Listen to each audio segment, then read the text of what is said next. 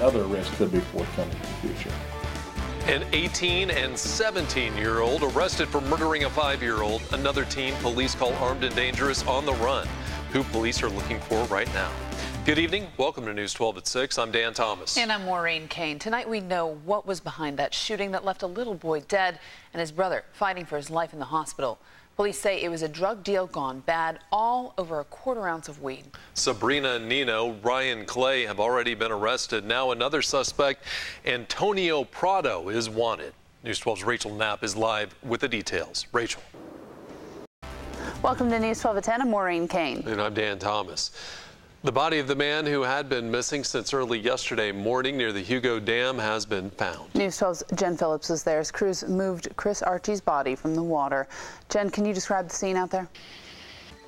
A Texoma doctor accused of misprescribing pain meds. How many deaths he's blamed for.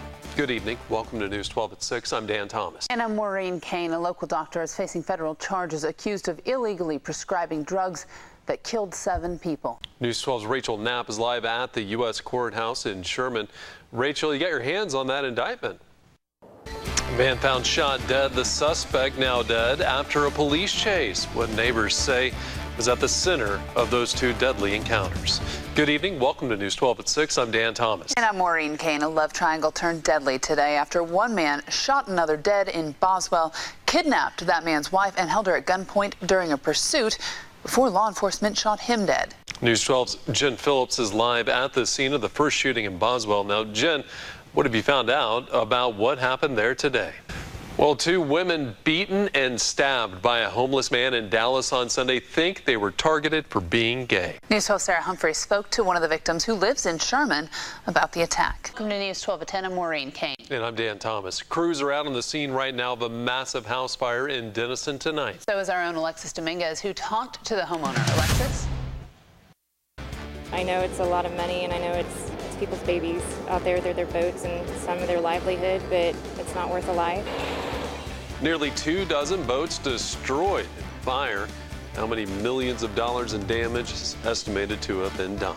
Good evening. Welcome to News 12 at 6. I'm Dan Thomas. And I'm Maureen Kane. Smoke could be seen all over Grayson County today when a boat fire erupted, destroying 20 boats and an entire dock at Highport Marina. News 12's Kristen Weaver kicks off our team coverage. She's at Lake Texoma. Kristen, what are crews doing right now? Still see it burning there in the background. Yeah, a few flames in the background. Yeah. And you know, you could see that plume of smoke all over Grayson County, probably north of the Red River too. I'm guessing you got a close-up view of it today. Yeah, I saw those huge plumes coming out of the Highport Marina there at my house, just a couple of miles away there. Called the newsroom, found out that it was coming from Highport Marina. That was pretty alarming for me. I have a lot of family and friends that have boats out there. I was concerned for their safety. I got out there, got on the scene just a little bit ahead of the fire crews. Take a look at some video that I got from the V-Dock. This is right next door to U-Dock there. As you can see, just the flames just shooting into the sky there as just nearly 24 boats burn there. The Highport Marina staff, the Marine Max staff, a lot of other boaters out there all did a fantastic job of rescuing some boats nearby. As you can see, they were putting water as well onto the flames from V-Dock, trying to shoot it across the way. Towboat US also on the scene, using their water cannon to get water on those boats as well. The heat there, Maureen, was incredible. Even on the dock next door there on V-Dock, you could just feel that heat radiating over there. I didn't have a thermometer on me, a temperature gauge on me at the time, but it had to have been at least 120 degrees in the dock next door. Wow, incredibly difficult to fight those flames too, especially for those firefighters out there, and lots of people going by to watch, and then people also watching on our live stream. This was our tower cam video of those flames taken off. About 623,000 people watched those flames live on the tower cam feed on Facebook. It was shared over 8,000 times, ultimately reaching nearly 3 million people online. But millions of other people saw the video as well on news stations across the country. And of course, we will continue to follow this story. Yeah, absolutely. Big story. All right, we've been following some breaking news coming out of Tishomingo, an officer-involved shooting there. We do have reporter Brittany Harlow on the scene right now, standing by with Sheriff John Smith. Now, Brittany, tell us exactly where in Tishomingo you are right now. That's right, Dan. We're in the 700 block of Parkway Road in Tishomingo.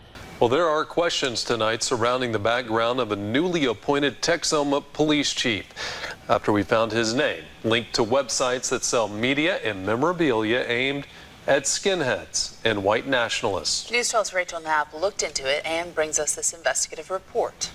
Well, it's been 5 days now since we broke the story about Colbert's interim police chief's name being tied to neo-Nazi websites.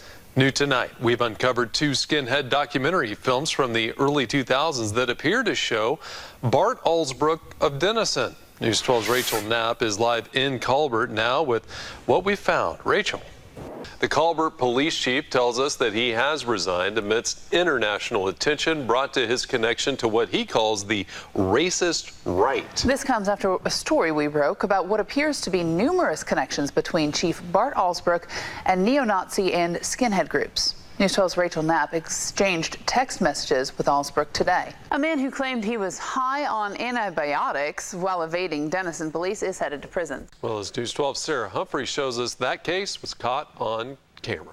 Well, a woman in Ada turned some heads this week when she bravely picked up a snake slithering across the Walmart parking lot.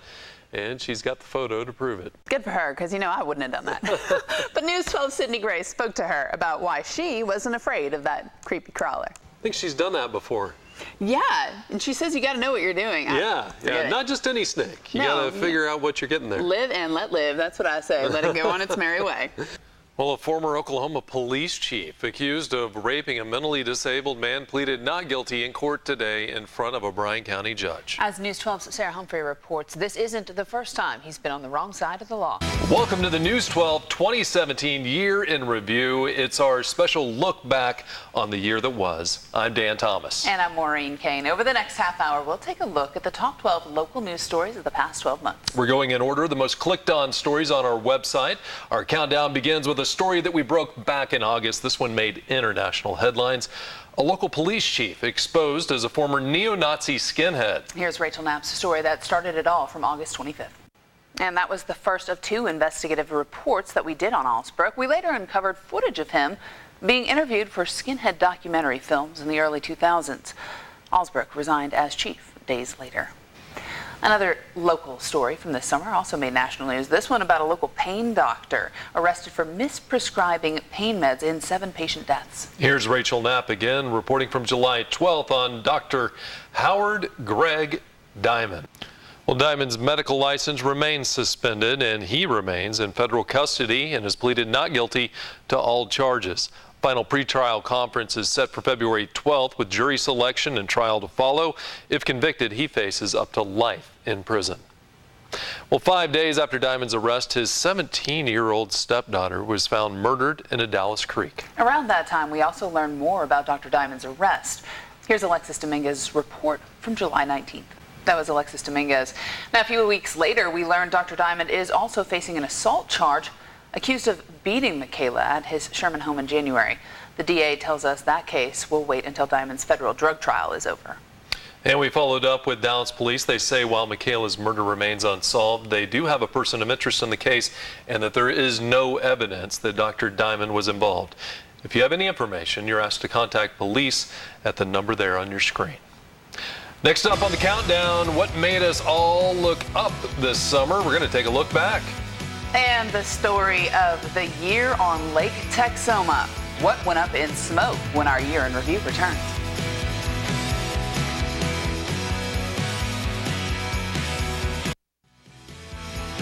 Hello and welcome back. This summer, millions watched the first total solar eclipse viewable from across the U.S. nearly 100 years. That's right. Here in Texoma, we had reporters at every major watch party, seeing how locals enjoyed the rare event.